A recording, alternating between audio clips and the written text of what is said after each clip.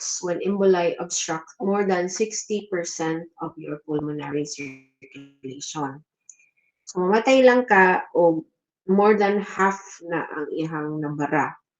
Embolic obstruction of the medium-sized arteries with subsequent vascular rupture can also result in hemorrhage, pulmonary hemorrhage, meaning buto siya. Grabe na gyud no, mo na yun mo matyan, mag-pulmonary hemorrhage ka. Malas na gyud kayo. Embolic obstruction of your small and arteriolar pulmonary branches often does produce hemorrhage or infarction. For multiple emboli, over time, they can cause pulmonary hypertension and right ventricular heart failure. So, naay uban, um, magkuan, naay medication for pulmonary hypertension. Pero actually, dili kay, para lang nakuha ka ng, ma-observe na ako sa mga patients take ang medicine for pulmonary hypertension, dili kayo siya ingana naka-effective mo prevent o pulmonary embolism. Although makontrol ang pulmonary hypertension itself, pero dili gihapon ka makaingon nga ma-decrease ang ilang risk for PE. For systemic thromboembolism, so they occur in systemic arteries when the detached thrombus originates in the left side of the heart or a larger artery. So they occur in patients who have infective endocarditis, vegetations na on the mitral or the aortic valves. They also will happen to those who suffered MI or in which the mural thrombus has occurred already. They will also occur for those with mitral stenosis and arterial thrombosis. And then they will also occur in those with aortic and ventricular aneurysms, which contain neural thrombi. So the clinical effects of which, in contrast to the venous emboli, they tend to lodge primarily in one vascular bed, example, the lung. The arterial emboli can travel to a wide variety of sites. So, most likely sa venous part o sa lung. Pero emboli, laagan ba? Ang arterial emboli, laagan siya. So, the site of arrest depends on the point of origin of the thromboembolism and the volume of blood flow through the downstream tissues. So the major sites for arterial embolization are lower extremities, about 75% of which, and then 10% is on the brain. With intestines, kidneys, spleen, and upper extremities, they are involved to a lesser extent. The consequences of systemic emboli will depend on any collateral vascular supply in the affected tissue. So the tissue vulnerability to ischemia and the caliber of the vessel occluded also depende na siya sa involved, again, case to case basis. In general, however, the arterial emboli cause infarction of tissues in the distribution of the obstructed vessel. Fat embolism, so lahi po ni siya, occurs when there is globules of fat. Globules of fat that enter the bloodstream. So, typically after fractures of large bones, so like your femur, they are exposed to the fatty bone marrow. So, clinical effects of fat embolism, they typically begin 1 to 3 days after the injury. So, there is a sudden onset of tachypnea, dyspnea, and tachycardia. So, unsay tachypnea? Fast breathing. Unsay dyspnea? Shortness of breath. Unsay tachycardia? Paspas ang heart rate. 1 to 3 days after ka na fracture. So, besides the pulmonary insufficiency, the syndrome is characterized by neurological symptoms including irritability and restlessness, which can progress to delirium and coma. A diffuse petechial rash is on non-dependent areas occurring in the absence of thrombocytopenia is seen in about 20 to 50% of cases and is useful in establishing a diagnosis. So the typical features of a fat embolism would include hemorrhagic skin rash, dyspnea, tachycardia, tachypnea, irritability, and restlessness. So, kung ma-fracture gani ka, simba ko, if you're at fracture, you are at risk of fat embolism because ang imuhang fat nisud sa imong bloodstream because nabuak man ang imuhang bone. Ang bone nga na ay bone marrow inside, no? Iato siya sa bloodstream. So, i-monitor gina sila closely, especially if dagko na both sa your femur, your humerus, mga spine, mga risk na sila for fat embolism. So, bone marrow embolism, the cellular elements on the left side of the embolus are actually your hematopoietic cells. The clear vacuoles represent the fat, and then the relatively uniform red area there on the right of the embolus is an early organizing thrombus na siya. Pretty, but patient is dead ana sample. Pretty tanaw ng embolus, no? Air embolism that is caused by four, no? First one is air embolism. It defines ako. It is a large volume of air, generally more than 100 ml. It will produce a clinical effect in the pulmonary circulation if it's that large. So it is caused by tulo ang nadiri, surgery or trauma to internal jugular vein. The injuries to the internal jugular vein, the negative pressure in the thorax will tend to suck air into the jugular vein. The phenomenon does not occur in injuries to other systemic veins because they are separated by your valves. Because vein man siya, naman siya yung valve from the negative pressure in the chest. It will also occur in childbirth or abortion because the air may be forced into the ruptured placental venous sinuses by forceful contractions of your uterus. Na-adyo ko yung patients ani before na namatay siya kalit because of air embolism kay sobraan jud o ang kuan niya ang iyahang force sa air. So na-rupture ang iyahang venous circulation sa placenta. Paspas kaay siya. It's really hard to stop that once it will begin. Yeah. Next, the blood transfusion. Air embolism during blood transfusion occurs only if positive pressure is used to transfuse the blood and only if the transfusion is not discontinued at its completion. So, ayaw mong kahadlok og blood transfusion, no? Only if dili siya positive pressure. Okay. Clinical effects of air embolism. When air enters the bloodstream, it passes into the right ventricle, creating a frothy mixture that effectively obstructs the circulation and causes the death. So, kani, decompression sickness, familiar man siguro mo ani nga term. This is a form of embolism that occurs in caisson workers and undersea divers if they ascend too rapidly after being submerged for long periods. So, the disorder is called bends, no? Familiar na mo bends or sa social na term, caisson disease. So, caissons are high-pressure underwater chambers used for deep water construction work. So, when air is breathed under high underwater pressure, there is an increase in volume of air, mainly oxygen and nitrogen.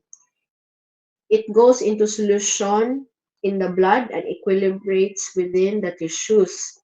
So if decompression to sea level is too fast, it's too rapid, the gases that equilibrated in the tissues come out of the solution. So the oxygen is rapidly absorbed into the blood, but the nitrogen gas comes out of the solution. It cannot be it cannot be absorbed rapidly enough, so it will form bubbles in your tissues, and the bloodstream will act as your emboli. Oh my gosh. Scary kaayo. So kung magkuan mo, mag-diving mo, maminaw dyan mong instruction kay kanang mga excited kaayo mag-scuba dive, excited kaayo mag-free dive, no? Kani siya, this is a really common na mahitabo ang kaning bends. So, naiuban bends, it's not that extend na ma-reverse na siya. Naiuban, ma-dense yun. So, be careful when you are into diving. Nitrogen gas embolism. So, the platelets adhere to the nitrogen gas bubbles in the circulation and activate coagulation cascade. The resulting disseminated intravascular coagulation aggravates the ischemic state caused by the impaction of gas bubbles in your capillaries. There is brain involvement in severe cases and may cause necrosis and death. In less severe cases, the nerve and muscle involvement may cause severe muscle contractions and with intense pain. So, katong bends ni siya nga part. The nitrogen gas emboli in lungs cause severe difficulty in breathing. So, mo ni siya si chokes that is associated with alveolar edema and hemorrhage.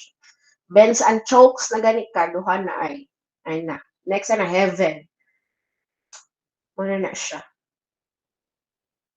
Okay, amniotic fluid embolism. The cause is infusion of amniotic fluid into your maternal circulation via a tear in your placental membranes and rupture of the uterine veins. So the clinical effects, it is grave but uncommon complication of labor and the immediate postpartum period. The mortality is about over 80% with the vastly increased pressures of the uterus during labor.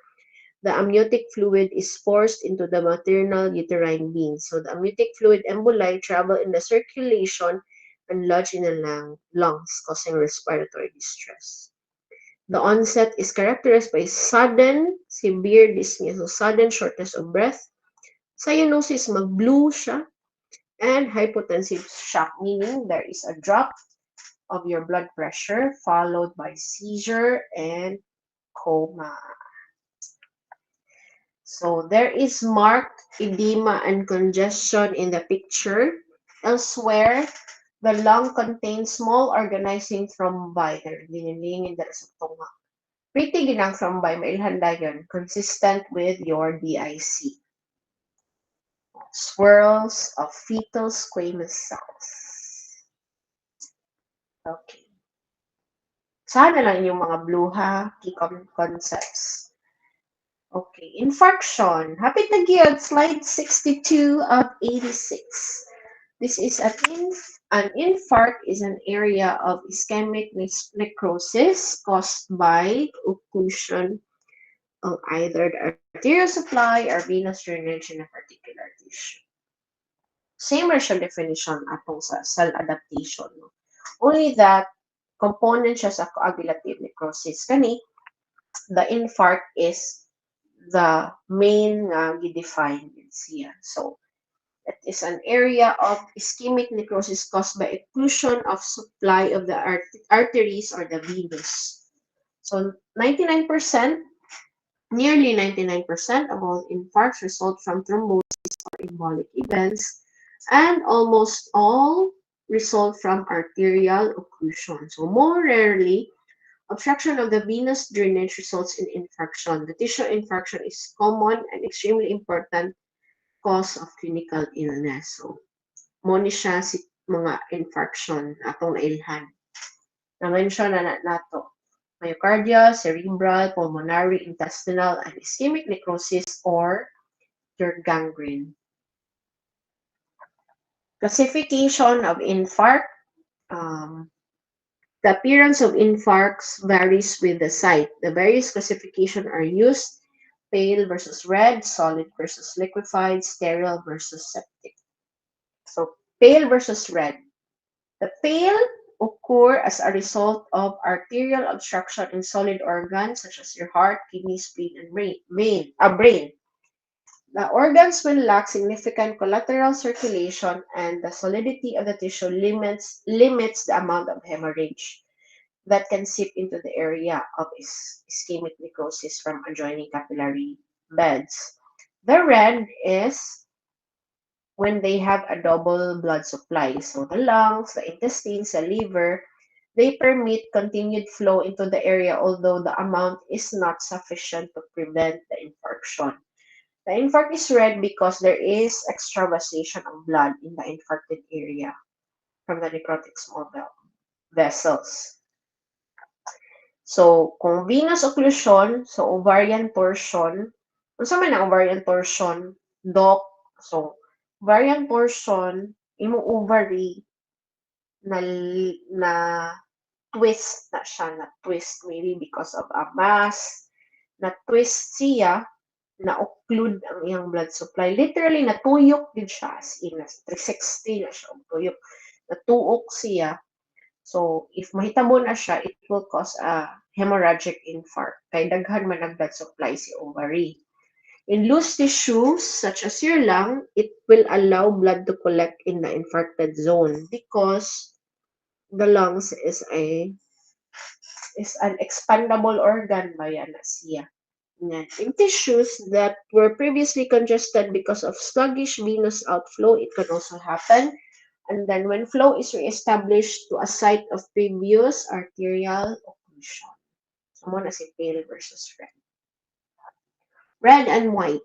So, si letter A is the wedge-shaped pulmonary red infarct. Hindi naman siya red block naman siya, no? So, kanang darker area, muna siya si red infarct. As for B, kanang white, klaro kaayo sa spleen. Sharply demarcated white infarct. Solid versus liquefied. So, solid in all tissues other than the brain, infarction usually produce coagulative necrosis, leading to a solid infarct. In the brain, on the other hand, liquefactive necrosis will lead to formation of a fluid mass in the area of infarction. So, the end result is a cystic cavity. For sterile versus septic, most infarcts are sterile. So septic infarcts are characterized by a secondary bacterial infection of the necrotic tissue. So they are characterized by acute inflammation that frequently converts the infarcts into an abscess. Secondary bacterial infection of an infarct may result in gangrene, like in your intestines. So they occur in the presence of microorganisms, like in your infective endocarditis, and when there is tissue that normally contain bacteria, such as in your intestines. So, kita na mo ani nga picture, guys. The morphology of infarct. So, the infarction occurs in tissue supplied by an artery that, when occluded, leads an insufficient blood supply.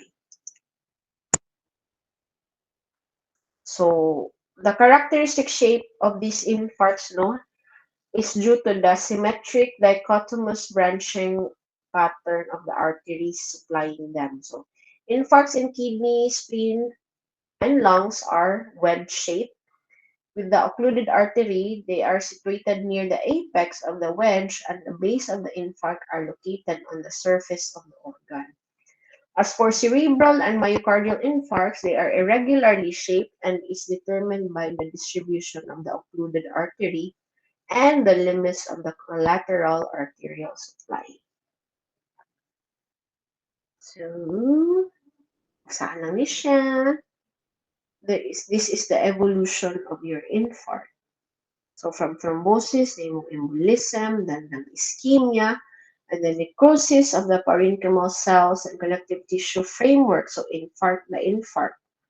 So due to if it is sterile, inflammatory response, release of lysosomal enzymes, enterolysis, macrophage, ingrowth of granulation tissue, and thus scar formation. If it is septic infarct, this is a superadded bacterial infarction which will lead to gangrene. Development of an infarct. The consequences of a vascular occlusion can range from no or minimal effect all the way up to the death of a tissue or even death of the individual. So the major determinants include the anatomy of the vascular supply, the rate of occlusion, the tissue vulnerability to hypoxia, and hypoxemia. So the anatomy of the vascular supply, it will depend on the availability of an alternative blood supply, which is very important factor in determining the extent of the damage. So lungs, it has two pulmonary and bronchial arteries. For liver, it has your hepatic, it has also your portal veins. As for the hand and the forearm, na siya radial, na siya ulnar artery.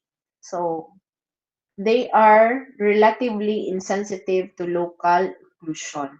In contrast, the renal and the spleen are end arterial organs. So the obstruction of these um, will result in infarction. The rate of occlusion, so when it is fast or slow, so slow developing occlusions are less likely to cause infarction since they provide time for the development of alternative perfusion pathways. As for vulnerability of the tissue to hypoxia, so the susceptibility of the tissue to hypoxia influences the likelihood of infarction. So the neurons that undergo irreversible damage when deprived with blood supply will only take about 2 to 5 minutes.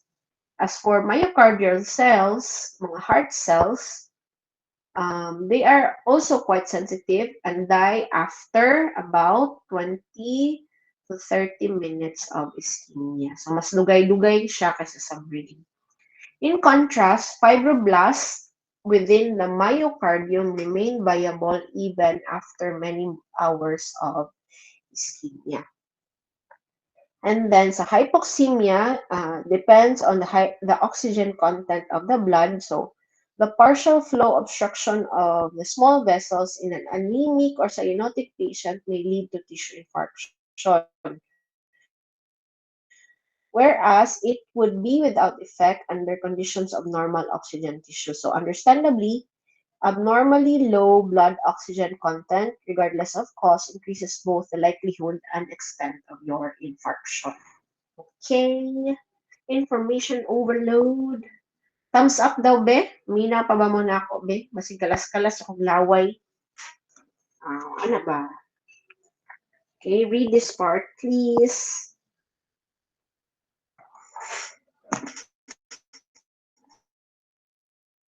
Okay. Shock. Ano to siya? Shock. Shocks, a state of circulatory failure that impairs tissue perfusion and leads to cellular hypoxia. O, na-shock po sila. At first, it is reversible. Prolonged shock will lead to irreversible damage and is fatal. So, kung may shock, hindi shock na nakuratan. Shock na the circulation can no longer compensate the amount of damage it has done. So, mag-hypoxia na ang mga organs, deprive na of blood supply for a long time. So there are several types. The three major types is your cardiogenic, hypovolemic, and shock associated with systemic inflammation.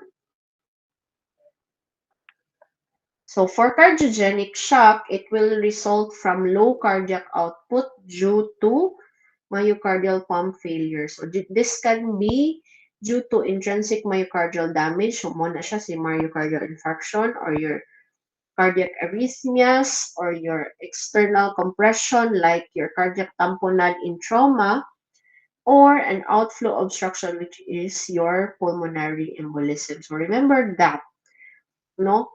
Pulmonary embolism will lead to cardiogenic shock. Failure of the myocardial pump will result into these conditions. Sa hypovolemic shock, it results from low cardiac output due to fluid loss or low blood volume. So it will occur in massive hemorrhage or massive fluid loss such as in your burns. Severe burns, no? Of course, ikaw ko no, pabukalan ka, mahurot gina ang imong tubig. So, hypovolemic shock na siya. As for septic shock, so septic shock, sepsis, systemic inflammatory response syndrome, or your SIRS, they are interrelated and somewhat overlapping. So, for septic shock, defined as a subset of sepsis, which is particularly a profound circulatory, cellular, and metabolic abnormality associated with greater risk of mortality than with sepsis alone. So, gikan sa sepsis, nahimo siyang septic shock. Kasi mo ng sepsis, Doc? What is sepsis? It is an overwhelming bacterial infection. Ning spread na siya sa bloodstream ang imuhang bacterial infection. Kung mo grabe na gani siya, maapektuhan na imong circulation, cellular level, metabolic level of abnormality, himo na siyang septic shock. What is SIRS? SIRS is Systemic Inflammatory Response Syndrome. It is a sepsis-like condition associated with systemic inflammation triggered by a variety of non-microbial insults like burns, trauma, or your pancreatitis. So the pathogenic feature common to SIRS and septic shock is massive outpouring of inflammatory mediators from innate immune system, from adaptive immune system, and then they will produce arterial vasodilation, vascular leakage, and venous blood pooling. So less commonly, shock can occur in the setting of a spinal cord injury, which is called your neurogenic shock, or it wala siya, spinal cord na shock na siya, spinal shock. It is an IgE mediated hypersensitivity reaction. Ha? Nabatay nagpatuli and he died because of sepsis. Naay bata nagpatuli, he died because of sepsis. Okay. Paano siya? Depende. Was that kid nagpatuli siya sa kanang mga medical mission? If yes, so kana manggong mga medical mission, dili man good 100% insured ang sterility ana. Imagine ang amount of bata na magpatuli sa medical mission. So, ang sterility sa instruments used to tuli is not 100%. No, dili kita maka-assure. Wala man tay autoclave, wala man tay kanang abundant supply of instruments, usahay humulan lang siyang Lysol kajut or sprayhag alcohol, then gamitan na po siya sa next patient. So, in that scenario, the patient died of sepsis because sa initial niya nga tuli, nag-infection siya, nag-bacterial infection siya. Now, if that patient did not comply with buying antibiotics post-tuli, post-operative medication, the bacterial infection that was supposedly localized dito sa gituli na area ni sulod siyang bloodstream mo to nagsepsis siya. So again, sepsis, overwhelming bacterial infection that went into your bloodstream. Circulate na siya all over the body, mo to siya. So of course, wata kabaw, but for sure ato nag-sepsis siya, nag-septic shock siya, and then wala na gyud nang multi-organ failure na siya because of the overwhelming bacterial infection. Ano siya yun? Mo na siya ko ano na. So dili kay na siya gituli lang ko, maligo kog dagat, tuli lang ko, di lang ko mainom og tambal, oy gamay ra bitaw og dugo. Gigid ka kaingon ana kay bacteria to exposure from the instrumentation. Yes, sepsis is infection of the blood. That's correct. Yes, mo na siya. Okay?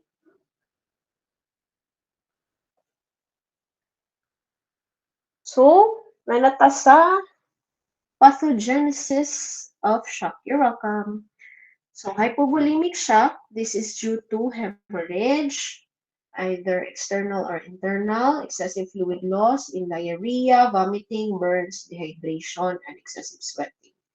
Cardiogenic shock is from the severe reduction in cardiac output due to a primary cardiac disease like arrhythmias, ventricular rupture, acute myocardial infarction, or myocarditis.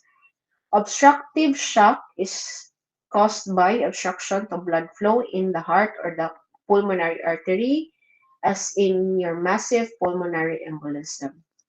Neurogenic shock is due to neurogenic stimuli during anesthesia and spinal cord injury during um, the surgical procedure. So, the underlying mechanism which leads to shock in this condition is your peripheral vasodilatation. The widespread vasodilatation in small vessel will lead to excessive pooling of blood in the peripheral vessels. The result is reduction in effective blood volume and therefore a decrease in cardiac output. So there is a peripheral circulatory failure.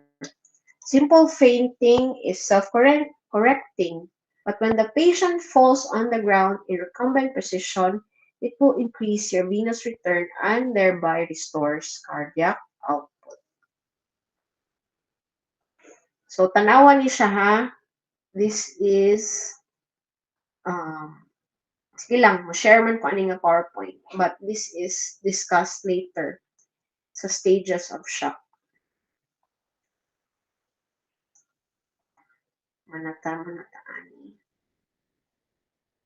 Septic shock components. So, inflammatory and counter-inflammatory responses.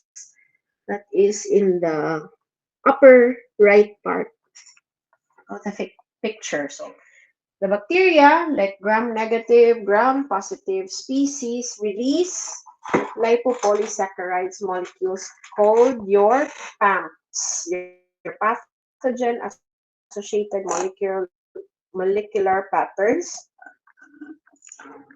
and DAMPs, the damage-associated molecular patterns, which will bind with the receptors that will cause increased expression of genes encoding inflammatory mediators via activation of your nuclear factor KB.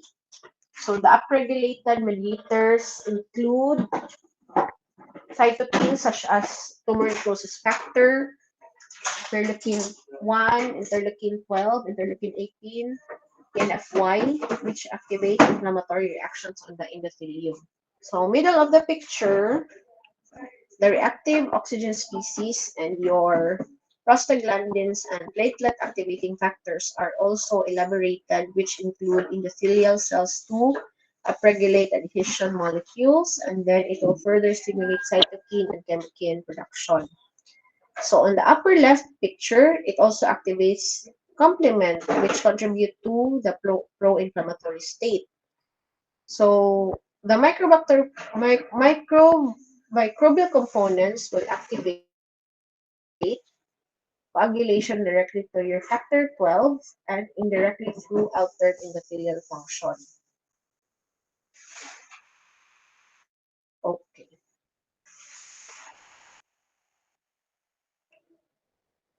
So, nanata sa middle. Upper middle picture, the pro-inflammatory state and the endothelial cell activation, vascular leakage, and tissue edema. How? How man?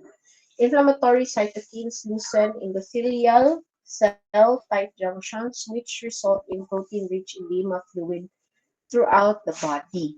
So this will further impede your tissue perfusion.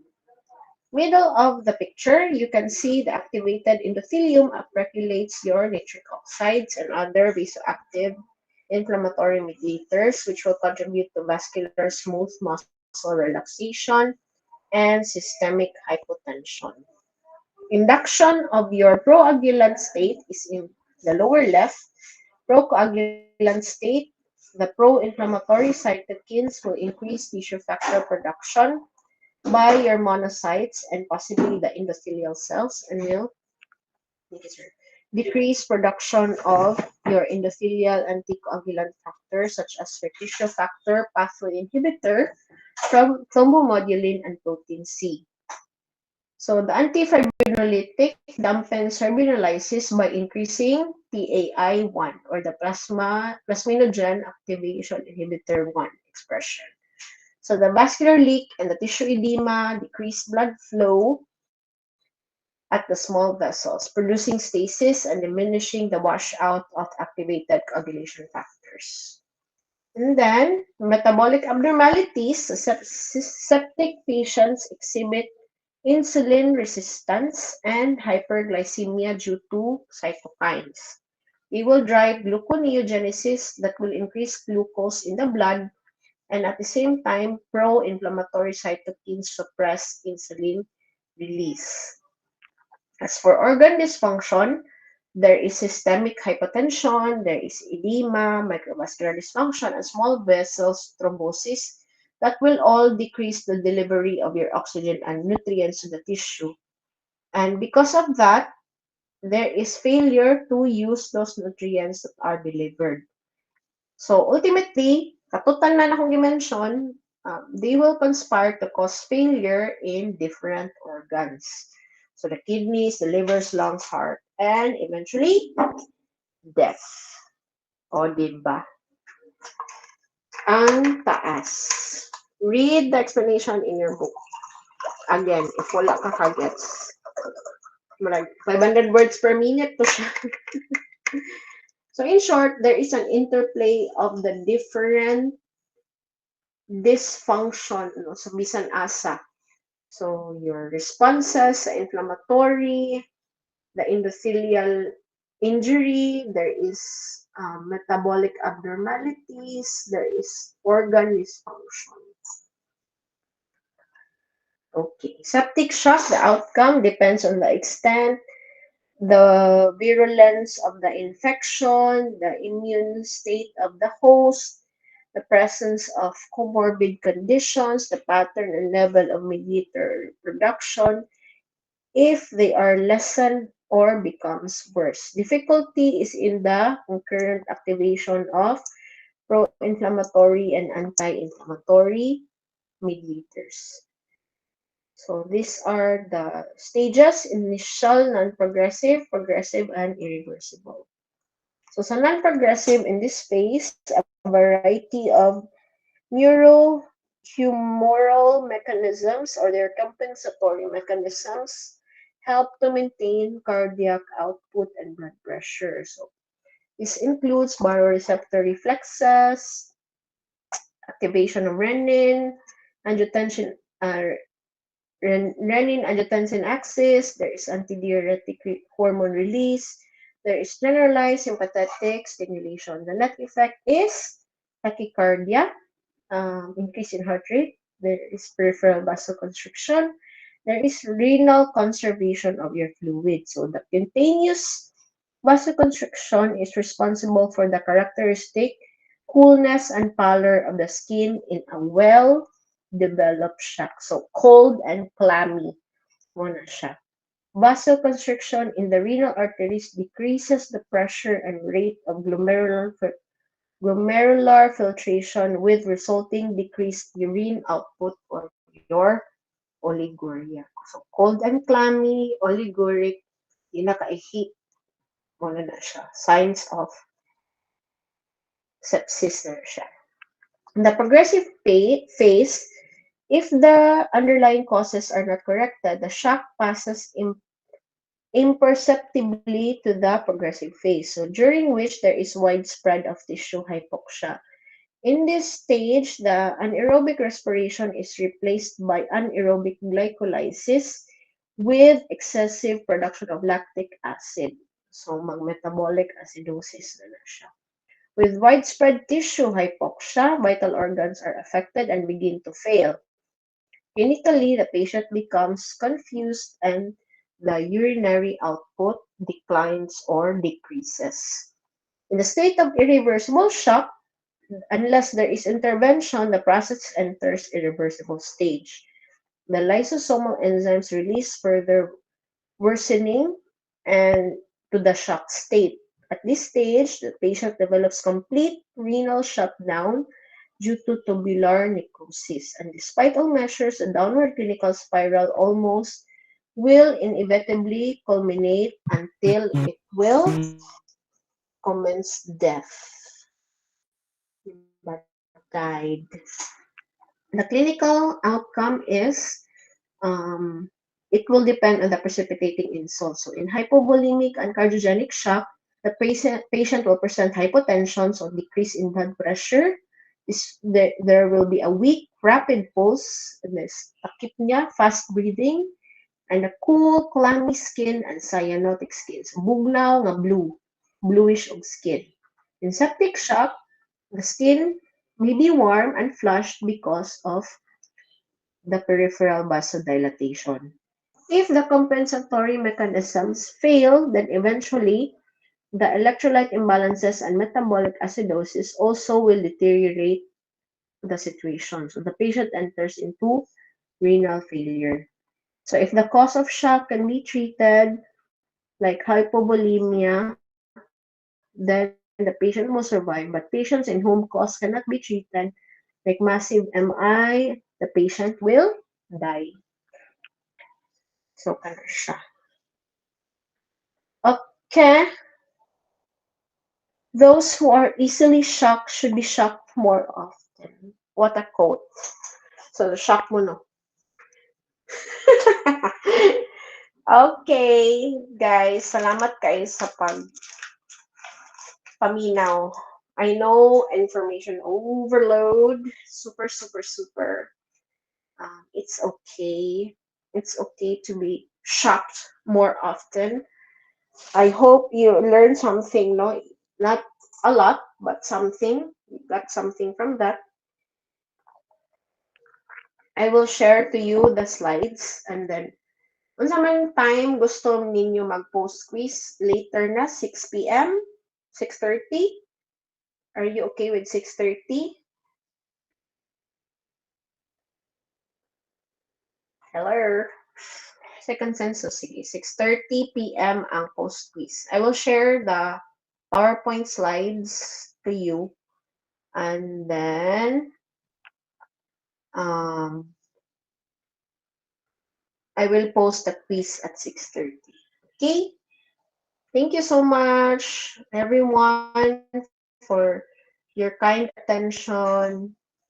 Have a good afternoon. Thank you, Doc. Thank you, Doc. Thank you, Doc. Thank you, Doc. Thank you, Doc. Thank you, Doc. Thank you, Doc. Thank you, Doc.